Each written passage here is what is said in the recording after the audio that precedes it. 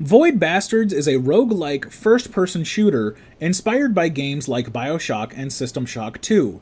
Does it prove to be a rehash of an era past, or does Void Bastards pay homage to the past while securing its own unique spot? Join us on the couch to find out.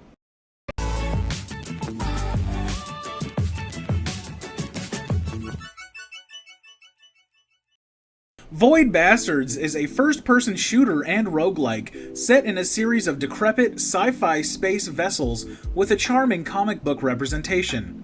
The game plays like a typical Doom-inspired dungeon-crawling shooter with heavy focus on looting resources to build weapons, equipment, and upgrades, giving an advantage to later runs.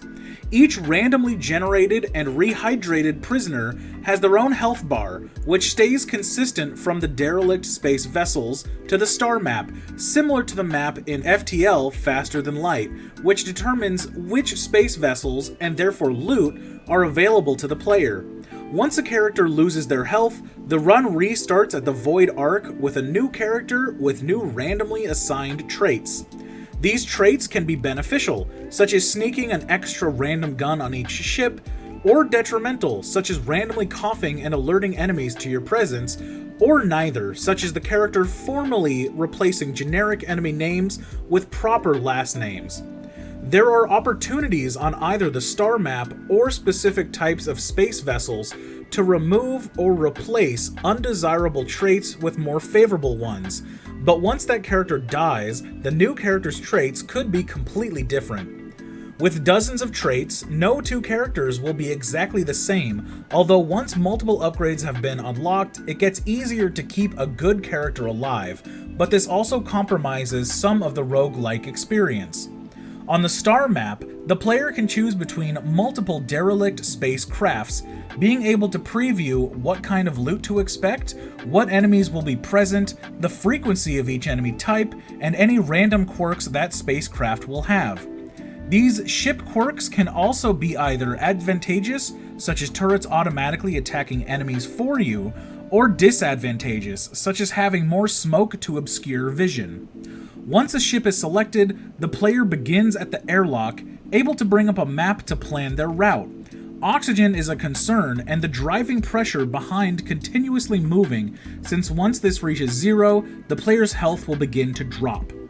Different ships will have certain amenities, with all having O2 stations to extend the available time on the ship, but some will also have med stations, slot machines, security stations, and so forth to help either navigating the ship or providing specific loot. Around the ship will be highly telegraphed containers containing various parts or resources to build parts at the workshop. These parts are necessary to build upgrades and equipment, but also to construct the action item necessary for progression. Once each of these action items has been constructed, one of the many rehydrated prisoners are able to escape the Sargasso Nebula, and the game is won. This game, despite its humor and somewhat awkward story implementations of the roguelike elements, is very immersive and atmospheric. The derelict space vessels feel as if at one time they may have been bustling with a crew or passengers, but have long since fallen into disrepair. On cruise liners and freighters, the eerie silence of space will be broken up by intercom announcements, a reminder that these crafts used to house more than random loot and crazed crew members. Music is very limited, often only accompanying being chased by an enemy or after a successful return from looting. Something Void Bastards uniquely plays around with is the onomatopoeia of movements of enemies. For example, many closed doors will be accompanied by floating texts such as squelch or tap. These are context clues about what kind of enemy is in the room behind that door. Explosions will also be accompanied by a classic comic book kaboom. It's a fun take on some stealth elements and can give the player an idea of what to expect without cranking up their volume.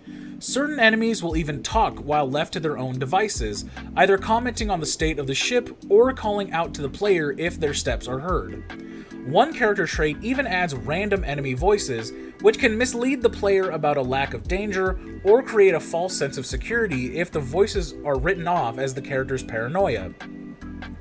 Playing around with sound is something really unique to Void Bastards, and creates some very unique, emergent gameplay while representing the comic book style in a way that feels unique to games that have tried the same, like Beautiful Joe. In many cases, it's a better comic book game than games actually based on comic books. There are many different types of derelict spacecrafts, from garbage freighters to medical vessels to military crafts. While some of the environments may bleed into each other, there's enough variation that Void Bastards rarely feels stale, and the random quirks for both ships and characters ensures that there is never a dull moment in the Sargasso Nebula. If the story is the Achilles heel of Void Bastards, it would be Invincible, which is to say Void Bastards has no story, and of the few story elements we get, few of them make much sense. You play through multiple rehydrated prisoners, hoping that one of them will be able to make it out alive. This sense of altruism is undermined by some of their crimes, such as, quote, causing severe injury through poor personal hygiene, striking a grandmother, or the dastardly deed of breaking warranty on mobile phone. It's a clumsy at best, nonsensical at worst justification for the roguelike elements, but the rest of the roguelike gameplay is just so damn fun that the game completely makes up for it. And despite having virtually no story, the writing is another area that Void Bastards shines. My favorite way to describe this game is a cross between Doom and Borderlands, and the humor gives the latter a run for their money. The humor can be very dark and fatalistic, but the utter ridiculousness of the main narrator/guide Bach's failure to accurately apprise the dilapidated state of the Sargasso Nebula is hilarious. From their nonchalant attitude about the deaths of clients, to praising a successful return with a key piece of loot despite an almost certain death, Box is a constant presence and always good for a laugh to break up a run that was a little too close to defeat. Even when you do complete an action item and think the game may be over, such as building a coolant system for a computer which previously overheated and blew up, a new objective will pop up, which would have been known if not for the negligence of Box. Many of the gameplay elements feed into this kind of humor, with some of the traits seeming to come directly from the mind of an internet troll intent on making the game more difficult than it should be, but not so far as to be frustrating. With some of the humor in Borderlands 3 falling flat, fans of the series will feel right at home playing Void Bastards, including the cel-shaded graphical style. Void Bastards looks great, but luckily because of the cel-shaded style, it is not a very demanding game, being accessible to PC gamers with a budget build, in addition to being available on the Nintendo Switch, Xbox One, and PlayStation 4. The game is surprisingly colorful for being derelict spaceships full of trash, but some of its colorfulness gets lost since each ship has their own color palette, and so it may be 15 to 20 minutes until a new palette is reached. Void Bastards takes after a Doom visual style. Two-dimensional assets in a three-dimensional world, everything feels flat but plays like you are literally walking through a comic book. The Steam description says it was inspired by games like BioShock and System Shock 2, and while the gameplay does feel evocative of such titles, it finds a unique blend that can make it unrecognizable as its own beast, but still familiar and comfortable. Even the brief cutscenes and menus are presented in a panel style, with pressing different buttons to go to different screens, moving like a comic book. There aren't too many unique enemies, with later levels being comprised mostly of reskinned, tougher versions of the previous enemies, but each enemy is so different from each other and requires such vastly different tactics. The game probably could have done with more kinds of enemies, but no enemy that is present feels superfluous. One important mechanic is the ability to close and lock doors, restricting the foot traffic of certain enemies. Much like loot containers, the doors are highly telegraphed with green for unlocked and red for locked, often contrasting with the rest of the game's color palette so as to be very obvious. Void Bastards is an extremely fun game, and it's one that I've wanted to feature on the channel since I first played it. Despite being able to beat the game in as little as 12 to 15 hours, it's a game I pretty much recommend to any gamer I know. The game feel is so smooth and satisfying, with never a bored moment or a feeling that I've seen all the game has to offer. Even after the conclusion on my first run, this was definitely a game I wanted to play again and jumped on the opportunity to go back to the Sargasso Nebula.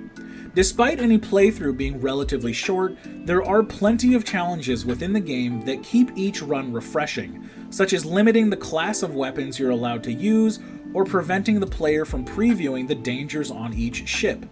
And because some challenges required earned brownie points, these challenges can provide dozens of additional hours of gameplay. The only aspect of the game I found disappointing was the tidy DLC. It adds some new content and challenges for veterans of the game, but overall I found the amount of content was not worth the $5 spent. For only $30, Void Bastards is a great game. Often on sale at half off, it is a steal and a must-buy. Published by Humble Games, this game often appears as a giveaway on Humble Bundle bundles or their subscription service Humble Choice, and is probably one of the best games they have provided, with a portion of the funds raised going towards charity. The entertainment value is our attempt to roughly measure how much time of entertainment you're getting per dollar you spend. If you go to a 2-hour movie for $10, that would be an entertainment value of $5 per hour, although it cannot measure the quality of that entertainment. The lower the value, the more entertainment you're getting per dollar spent. While I obtained the game through Humble Bundle, I first played it on Xbox Games Pass, Microsoft's subscription service, for only $10 a month. Unlike Humble Bundle, you can only play Games Pass games with an active subscription, but is a great affordable option to try a variety of games. At $30 with a standard playtime of 15 hours, that brings an initial entertainment value of $2 per hour for Void Bastards. A playtime of 30 hours, or finding the game half off, as it often is, can doubly improve it, with a better score very achievable. Having only completed 2 playthroughs and no challenges, I have definitely gotten more than my money's worth. This is definitely one game where the quality is superior to the quantity, but the quantity ain't so bad either. With engaging gameplay from beginning to end, a beautiful and unique comic book style, an overwhelming amount of possibilities and challenges, and hilarious dialogue, Void Bastards has earned 5 out of 5 cushions from the couch. If you made it this far, just wanted to say thanks for staying with me. I'm Dylan, and if you enjoyed what you saw, please give it a like. If you want to see more in the future, join us on the couch and hit that subscribe button.